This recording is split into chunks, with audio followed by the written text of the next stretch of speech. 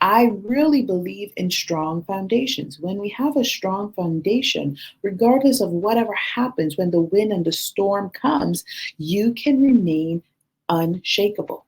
It's like a house. When you build a house, the foundation needs to be rooted firmly. You also need to recognize when you're building your house, what ground are you building it on? Is it sand?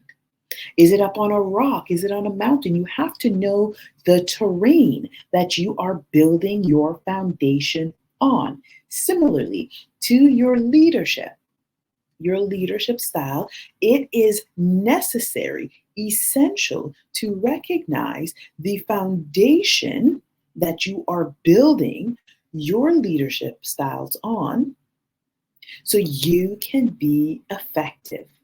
So you can lead with grace. You can lead with strength. You can lead with purpose. You can lead with humility. You can lead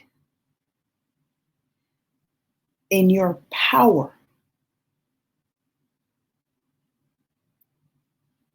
So your foundational piece is a necessity.